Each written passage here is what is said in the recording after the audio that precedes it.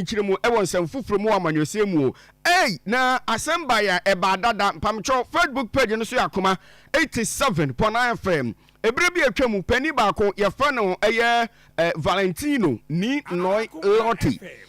Valentino ni Noy eye Naughty na ye ka Valentino ni Noy eye Naughty a pani ebre bi atwam o ye na adwene se opese okosi amanfo a wonum ewo Klottey eye Korle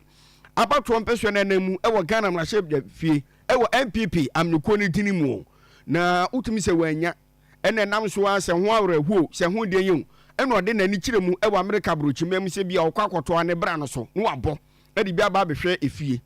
na ebisofo de yensa kan sesi ane se America posifo akwakoso aye opani no ne pachi edi itu no mo so ne pachi o me se hwe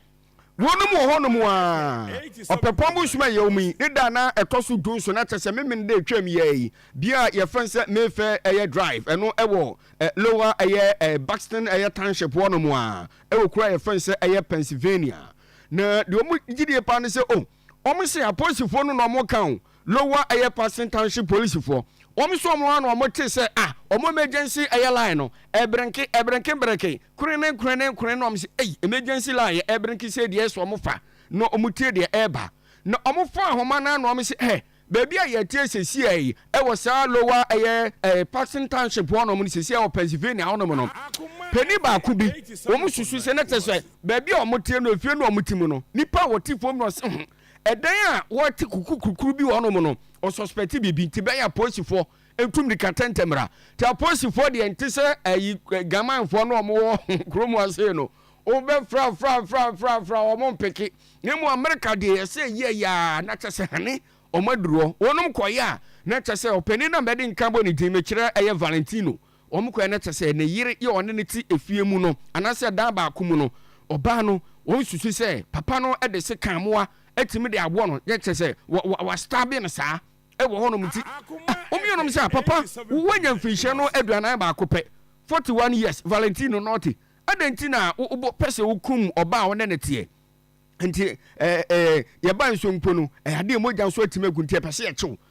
enne du ba bi kwa na tese wo se Valentino empese aposifo ebetimi ache ne pamcho se mu ni Valentino no a wono na da ye Facebook page ni so Akoma 87.9 FM enti wo mo che ne ko no sa no eno am se onu akoi wadi bone oba ne de wapra ye pre mu oten pa etu om de kodu ba ko be se miensa na akire ana etimi de ball no se opesi wodi ewu opese wo ye no ma bi etese ana afi no ma bi a etese ntini miensa mu ana om timi de ball no to om de ball no a na cha se eso om de ko pie mu e wasem de bia na om timi edi na sem e wo bia ne din ene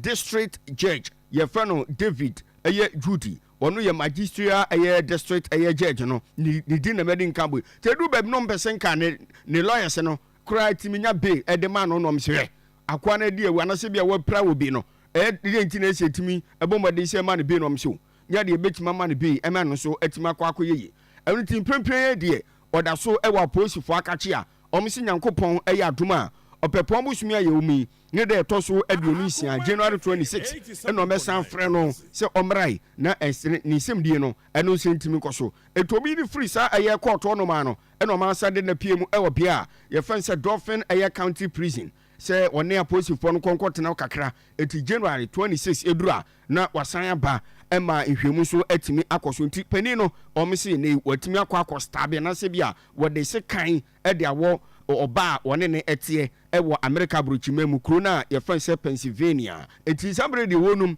atimi aso ne pachi ya na se ne ho efe kwa sa